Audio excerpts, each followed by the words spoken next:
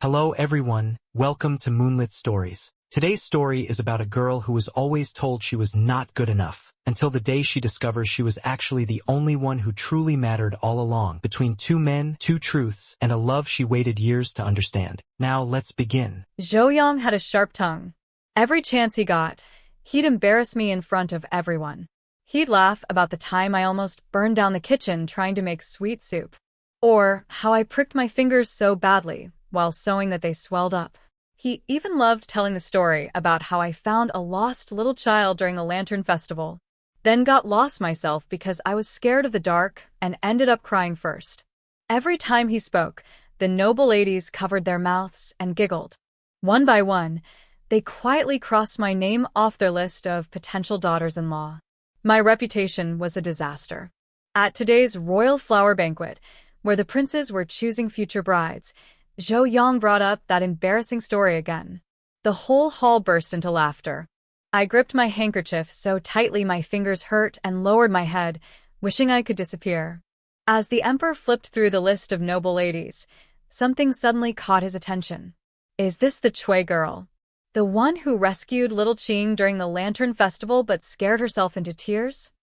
The empress leaned over for a look and smiled. So it's her. She clung to Qing's sleeve and cried until her face was a complete mess. Now she's old enough to marry. I wonder if she's still such a crybaby. The laughter stopped instantly. The empress picked up her brush with a gentle smile. I think Miss Cui is lovely. She's even 2 years younger than Qing. A perfect age. The moment those words came out, Zhou head snapped up. His eyes locked onto the empress's brush, as if he was terrified she would circle my name. I clenched the handkerchief hidden in my sleeve. I was so nervous my eyes filled with tears. I was 19. Not exactly young anymore. Yet hardly any families had ever come to ask for my hand. My parents passed away when I was little. Because my late mother had once helped Zhou family, I'd been living in their home since I was 9. But according to Zhou, I couldn't cook. I couldn't sew. I panicked whenever something happened. No one would ever want a wife like me. He'd lived with me for 7 years. If Zhou said Cui Yuyi wasn't good enough, everyone believed him. Once, a princess jokingly asked him, "The sweet soup that nearly burned the kitchen? That was made for you. The embroidery that left her fingers covered in tiny wounds? That was for you too. Tell me honestly, are you afraid someone else will notice how wonderful she is and steal her away?" My ears instantly turned red. I secretly glanced at Zhou. He froze for a second, then laughed like he'd just heard the funniest joke in the world. Me? Marry her? No way. She's clumsy, cries all the time, and can't even handle the dark. There are countless noble ladies in the capital better than her. I silently stared at the empress's brush. Please, Mom, Dad, please let me be chosen. The brush was just about to circle my name. At the same time, Zhou quietly tightened his grip on his wine cup. He was about to stand up, but the emperor gently shook his head and stopped the empress. No. Qing takes after you. His standards are far too high. If she isn't the very best, he won't even look at her. There's no need to keep reading. My heart sank. I lowered my head, swallowed my tears, and thanked the emperor before returning to my seat. Back at the banquet, Zhou handed me a cup of wine. For once, he actually tried to comfort me. Come on. The 5th prince is famous for being impossible to please. He even turned down Miss Shun from one of the most powerful families. You know her, right? She's better than you at everything. Soon, light rain began to fall, and the banquet came to an end. The whole way home, I didn't say a single word. Zhou quietly tilted the umbrella toward me, so I wouldn't get wet. For some reason, he was in an unusually good mood. He even skipped the usual teasing. Don't be upset. I'll buy you your favorite honey dessert. For the past 7 years, every time he made me cry, he'd always buy me something sweet to cheer me up. And every single time, I'd forgive him. But today was different. The emperor himself had said I wasn't good enough. After today, no family would want me. I wiped away my tears and gathered all my courage. Zhou Yang, can I ask you something? He immediately threw up both hands in surrender, just like every time someone joked about matching us together. Don't tell me you want to marry me. The woman I marry has to be beautiful, talented, come from a great family, and be good at everything. Now tell me, which one of those are you? He knew better than anyone. I'd never been good at cooking. I'd never mastered embroidery. As for family, I had none. When I first moved into the Zhou residence, I cried almost every night because I missed my parents. I cried so much that even their faces had started to fade from my memory. Just then, through the gentle rain, someone called my name from behind. I turned around. It was Aunt Feng, one of the Empress's most trusted attendants. She glanced at Zhou Yang, quietly pulled me aside, and slipped a jade token into my hand.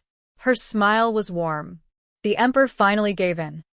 The Empress truly likes you. 1 month from now, there'll be another flower banquet. She wants you to make your finest embroidered piece. At that banquet, the Empress will personally present your work to the 5th prince. If everything goes well, the marriage will be decided. After Aunt Feng left, Zhou Yang hurried over with a grin. What did she say? Did she scold you again? I closed my fingers tightly around the jade token. Then I looked at him and quietly asked, Zhou Yang, if one day I get married and leave the Zhou family, will you miss me? For 7 years, he had grown used to seeing me every day, used to me following behind him wherever he went. He had never imagined that one day I would belong to someone else. He paused for a brief moment. Then he laughed with complete confidence. No. Not even a little. With the Empress's order, Aunt Feng arranged everything. She invited the palace's best embroidery master to teach me. She even asked Princess Hiqing, who loved matchmaking, to coach me on royal etiquette. Like always, Zhou Yang came looking for me with my favorite sweet drink from Cherry Lane. The moment he lifted the beaded curtain, he saw me sewing by the window, and the wrinkled butterfly pouch in my hands. Leaning against the door, he laughed. An ugly pouch made by an ugly stitcher. Then he untied 2 embroidered pouches from his belt and tossed them onto the table. Look at these. Which one isn't better than yours? I recognized them immediately. 6 months ago, his mother had introduced him to 2 cousins. Both girls had shyly given him handmade pouches. He accepted both with a smile. On the carriage ride home, I couldn't stop staring at them. I made one for you too. Why don't you ever wear mine? He saw right through me. With a lazy grin, he took one pouch off his belt and waved it on purpose. Yours is way too ugly. I'd be embarrassed to wear it. That crumpled little pouch looked just like my feelings, too embarrassing to show, too painful to give away. I lowered my head without saying a word.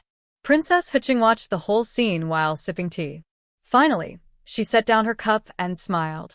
Everyone says young Master Zhou is kind and well-mannered. So, why are you only mean to Yi? Zhou Yang shrugged.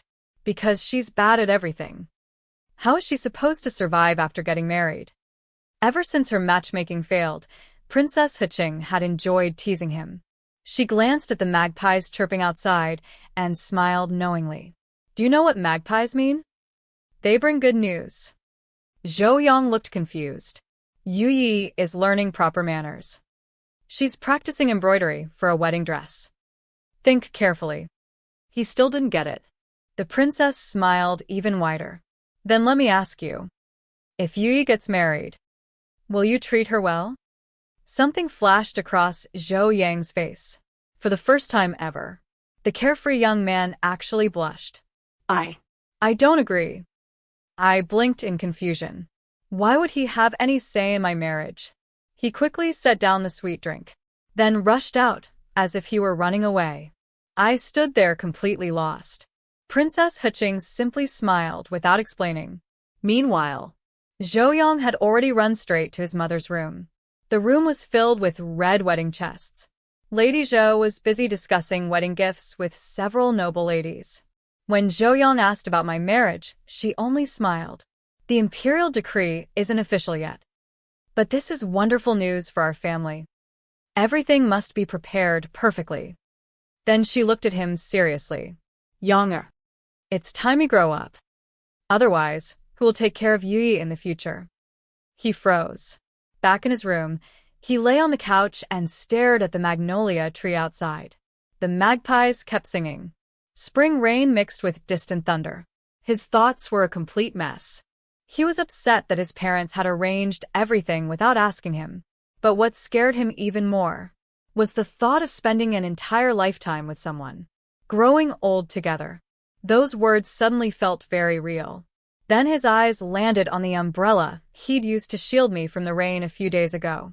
Maybe a lifetime together wasn't as frightening as it sounded.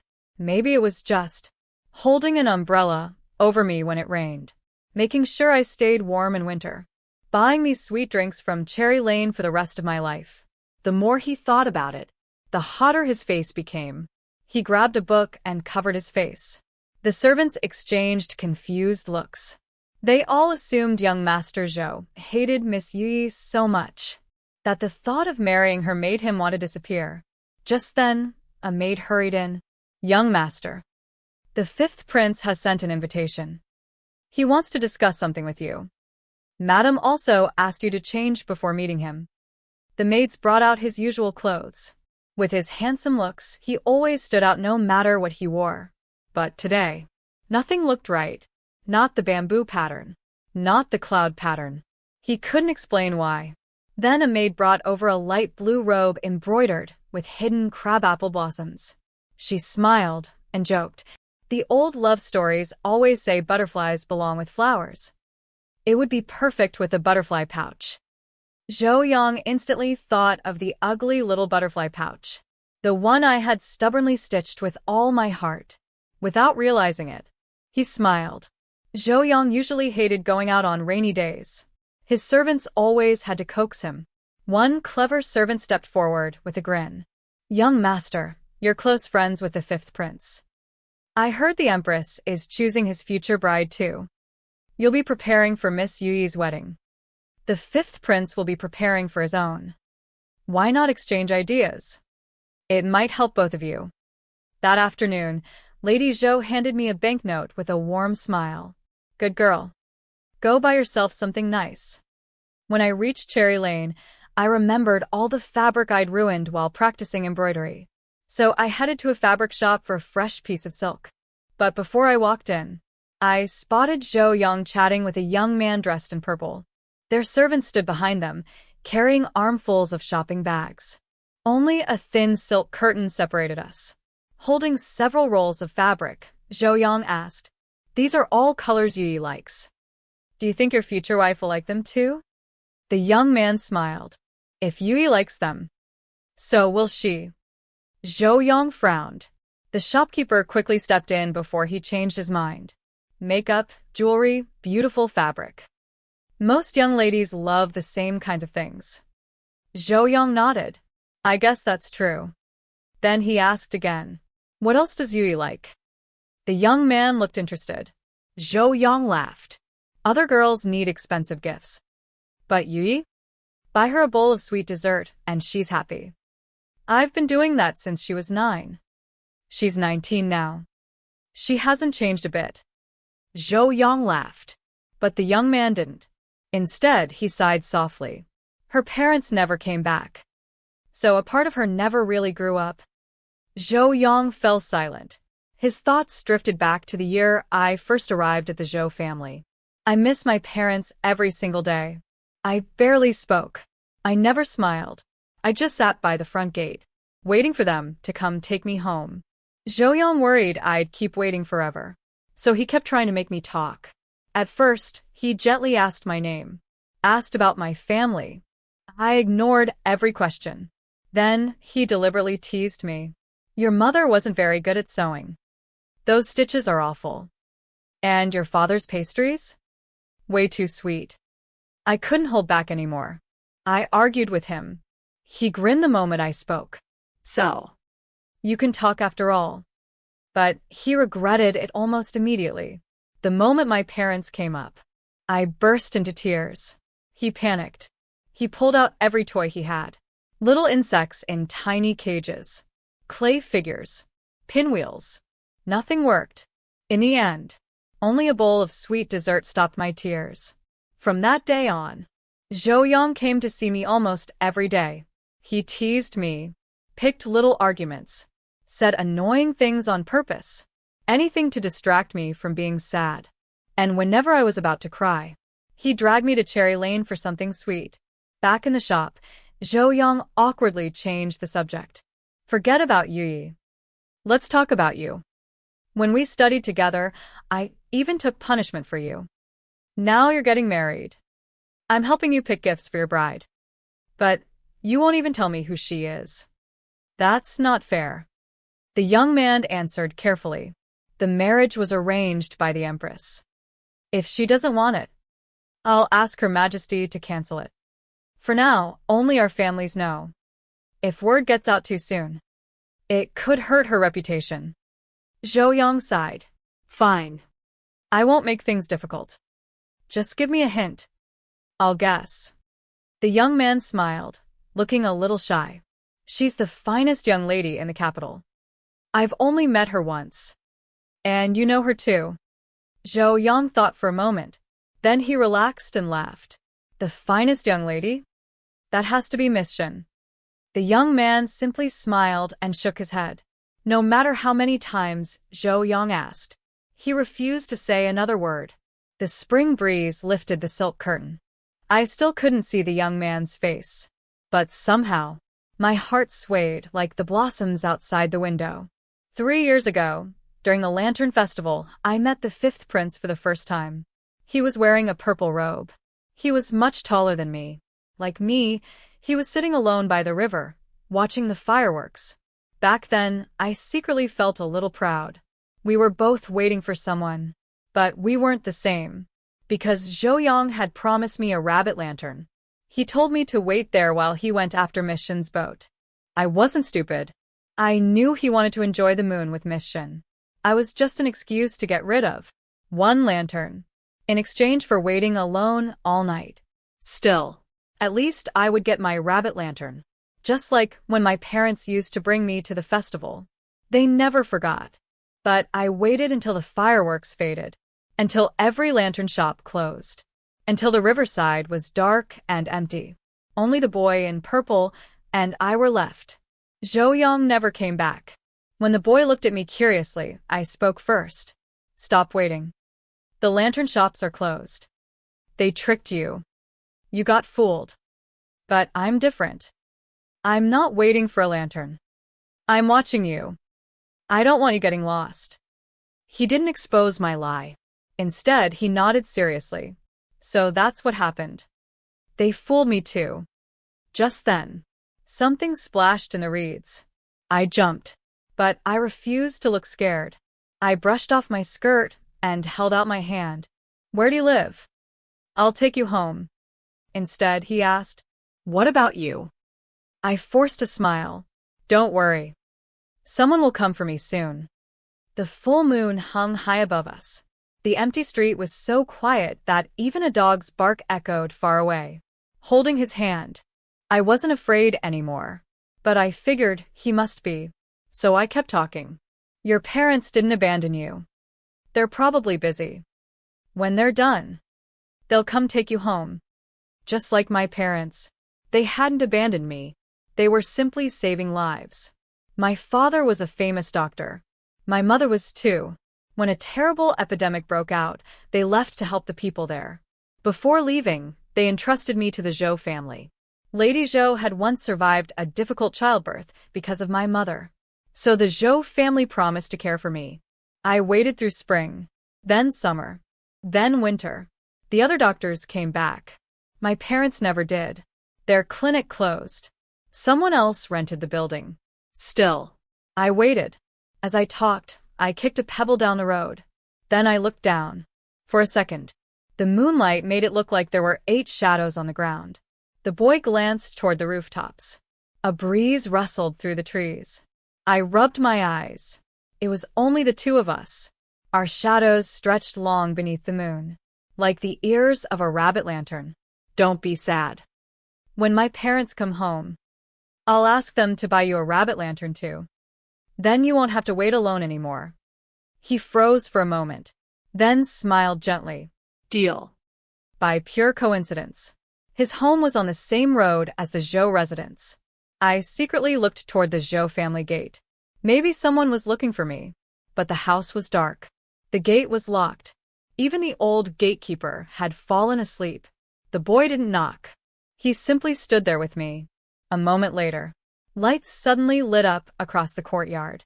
Everyone rushed outside in a panic. The gates flew open. Lord and Lady Zhou hurried over, dragging a sleepy Zhou with them. They apologized to the boy again and again.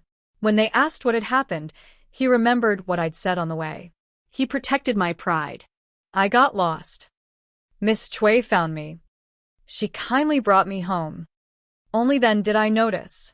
6 royal guards were standing silently behind him. After he left, the gates closed again.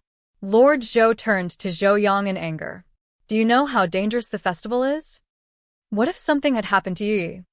Lady Zhou immediately stepped in. Maybe she wandered off on her own. Why blame Yang? If I'd known this would happen, I never would have agreed to take her in. Their voices crashed over me like heavy rain. I stood there in silence, as if everything was somehow my fault. Zhou hid behind his mother and muttered, "Nothing happened to her anyway. And her parents are gone. Who would you even answer to?" Only then did I realize. Sometimes heartbreak is so deep. You can't even cry. You just keep smiling. I'm sorry.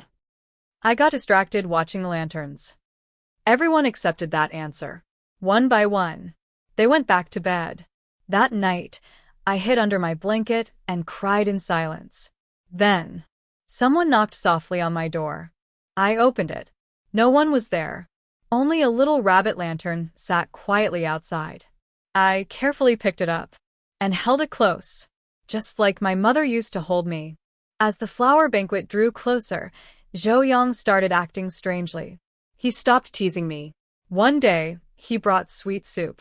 The next day, fresh fruit. He also kept wearing embroidered robes and finding excuses to look at the golden butterfly pouch on my table. I had stitched it with gold thread. I thought it would match the purple robes Pei Qing always wore. Whenever our eyes met, Zhou quickly looked away. Humph. It looks like a giant golden moth. In the past, I would have argued with him, but this time, I only smiled shyly. It doesn't matter. As long as my future husband likes it. Zhou fell silent.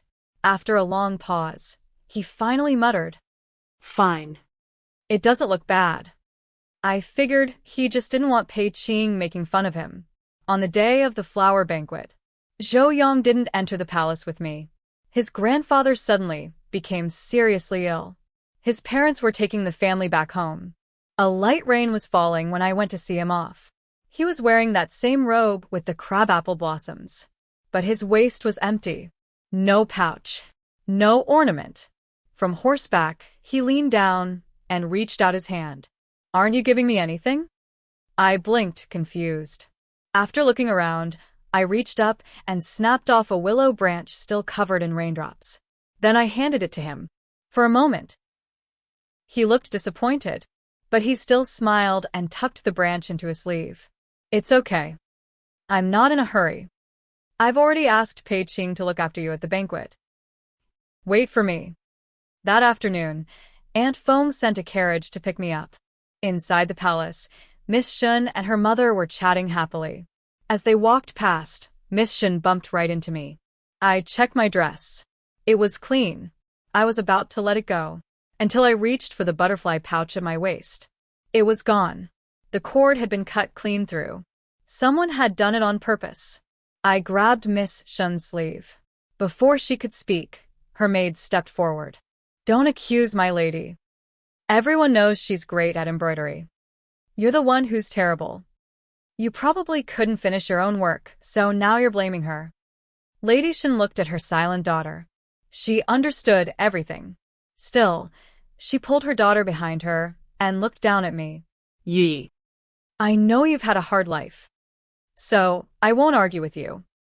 Apologize to my daughter, and we'll forget this happened. In the past, I would have given in. I was always afraid of making Zhou Yang angry. Afraid he'd send me away. Afraid of upsetting the girl he liked. But this pouch. I had spent 3 sleepless nights making it. I ruined piece after piece of silk. My fingers were covered with tiny cuts. Even so, every night, I'd take the little golden butterfly out from under my pillow. Just looking at it made me smile. It felt like courage was finally growing inside me. For the first time, I refused to let go. You're the one who should apologize. Miss Shen stayed silent. Her family surrounded me. Their voices grew louder and louder. It had always been like this. Whenever someone bullied me, they hid behind their parents. And I was always the one left standing alone. My parents used to tell me, "Yi, always be kind. If someone apologizes, you should forgive them." I practiced saying, "It's okay," over and over again.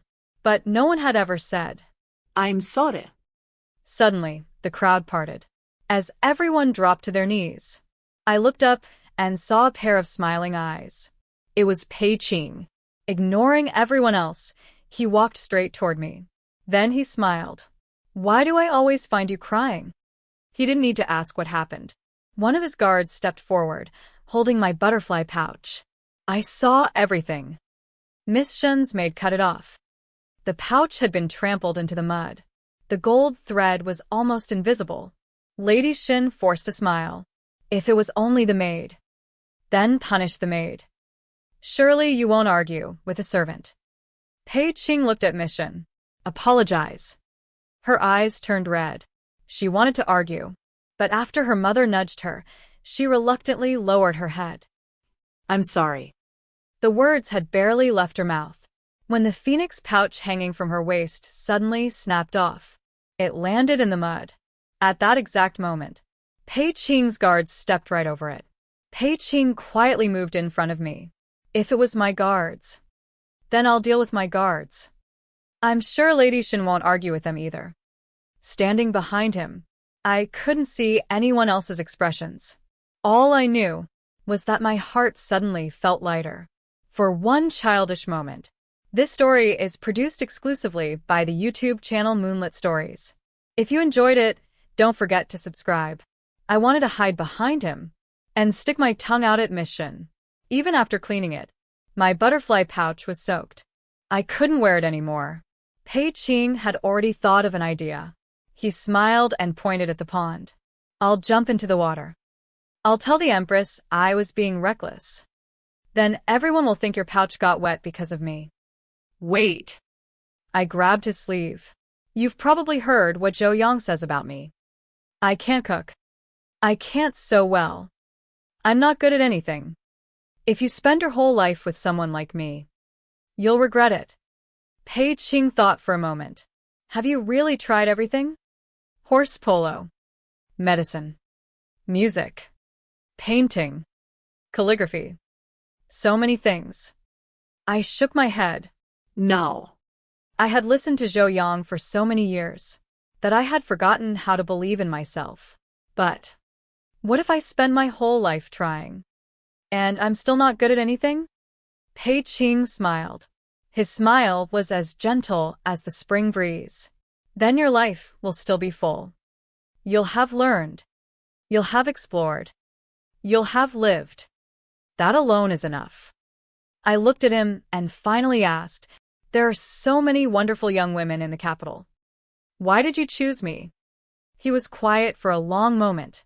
Then he smiled with a hint of embarrassment. I don't really know.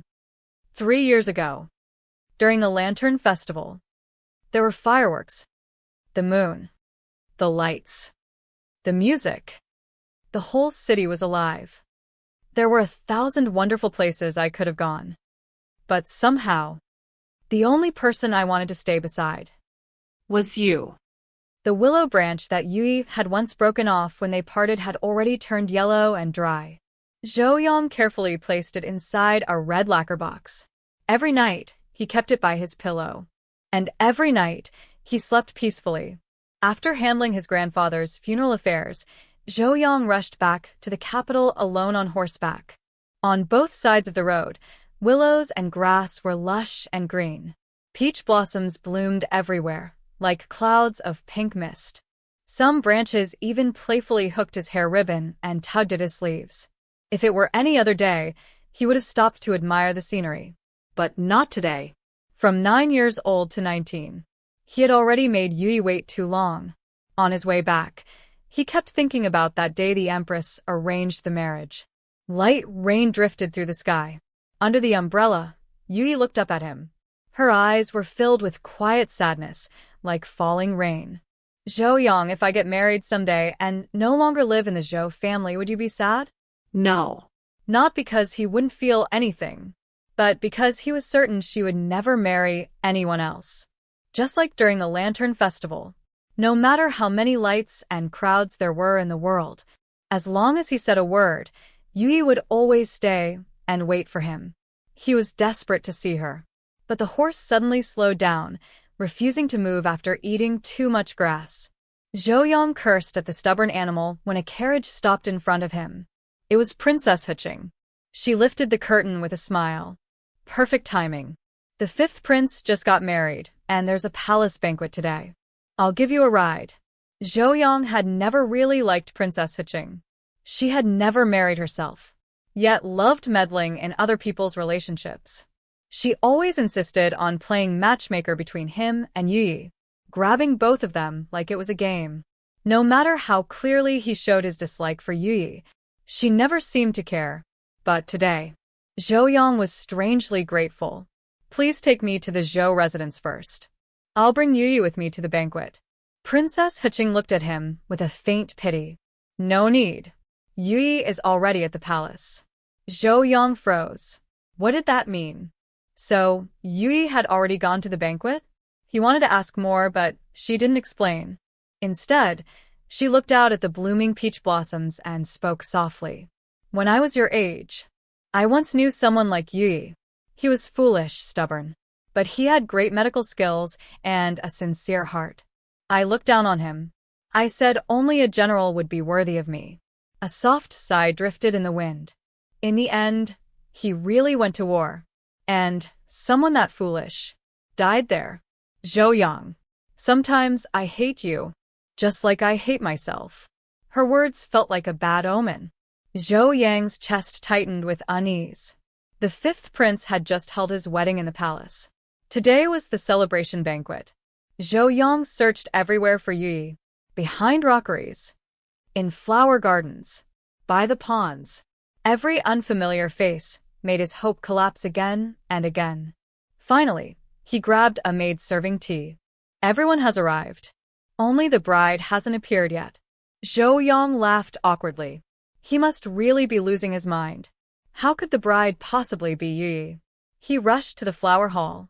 The hall was filled with guests gathered around the 5th prince and his wife admiring paintings. Behind their figures, Zhou Yong saw 2 beautifully framed paintings. A couple stood in the artwork. A man and a woman.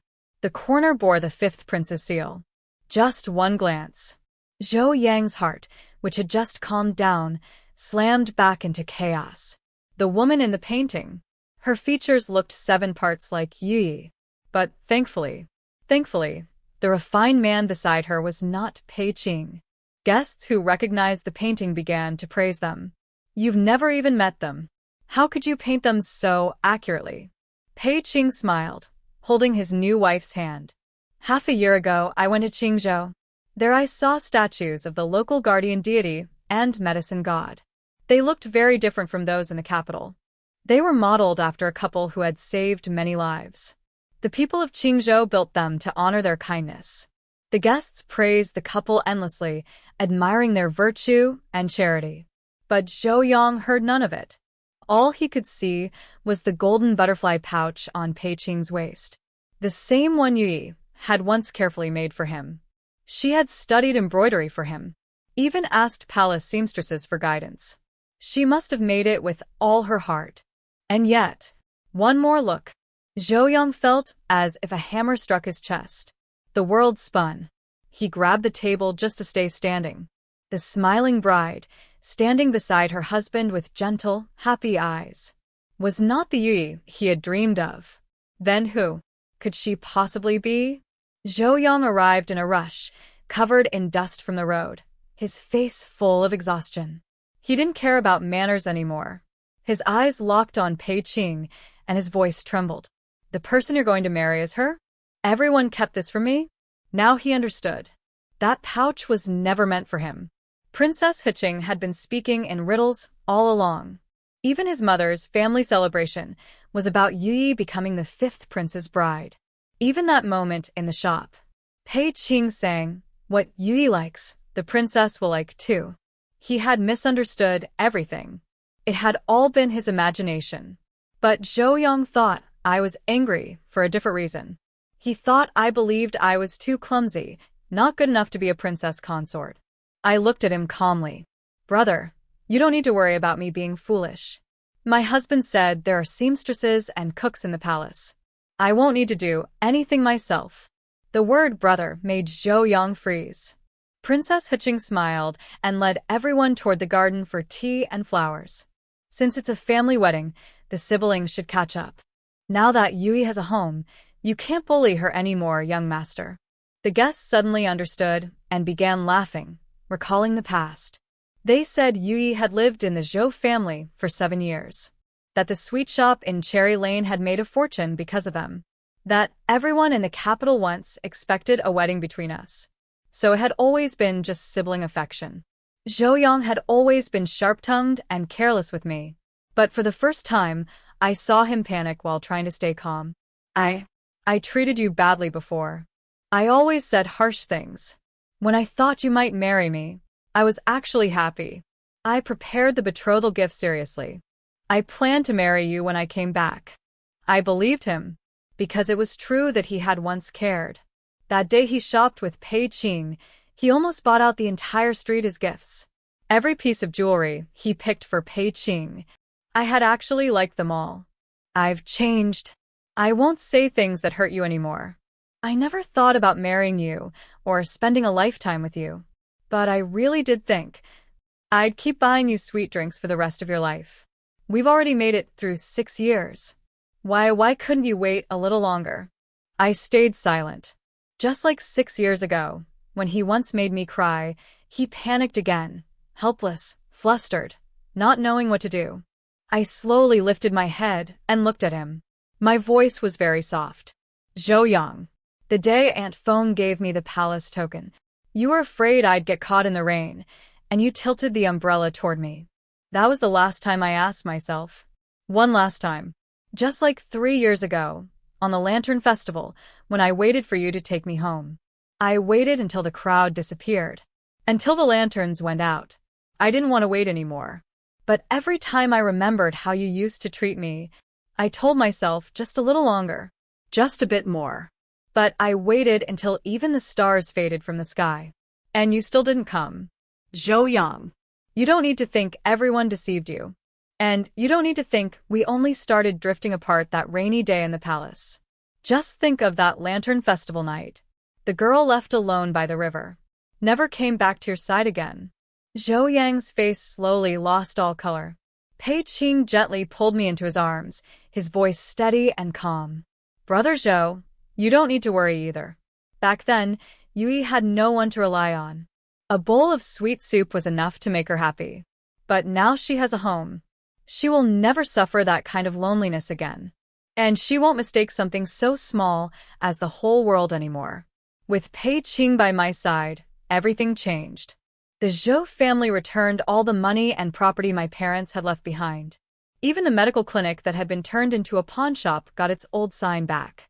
When I turned into the familiar alley, I froze. The old signboard, the medicine cabinets, the weighing scales. Even my parents' medical books were neatly placed back on the shelves. It felt like, in the next second, they would push the door open and smile at me. But the closer I got, the more afraid I became. Because I had dreamed of this moment too many times. And every time I woke up, it was empty. Pei Qing gently took my hand and smiled.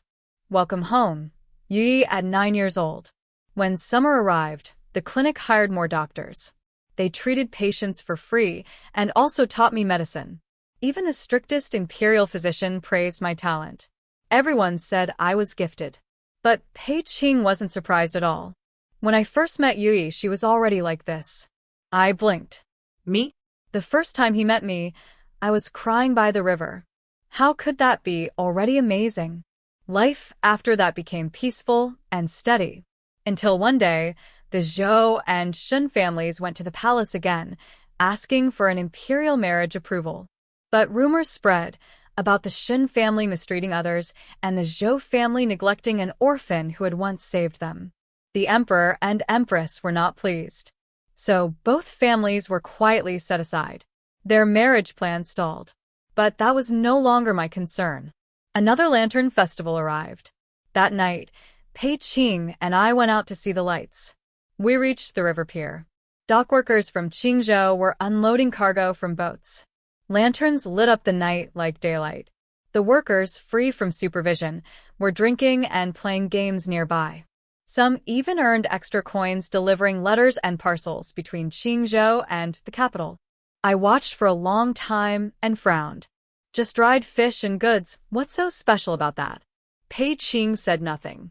He just told me to wait. Soon a small boat arrived. Pei Qing cupped his hands and called out, "Boatman, did anyone from Qingzhou send something for my wife?" Across the water, the boatman shouted back, "Which wife are you talking about?" "The bride of the Pei family, the Chui lady." Yes. But it wasn't dried goods. It wasn't sweet snacks either. It was a pair of small, round rabbit lanterns. And that's the end of today's story on Moonlit Stories. What stays with me most is not the grand palace, not the noble families, but the quiet truth between Yui, Zhou and Pei Qing. One person who was taken for granted for years, one who only realized too late what he was losing, and one who simply chose to see her clearly from the very beginning. Sometimes love is not loud. It's just who stays, who notices, and who never lets you feel small again. Thank you so much for listening. If the story touched you, I hope you'll join me again next time. Until then, take care and goodbye from Moonlit Stories.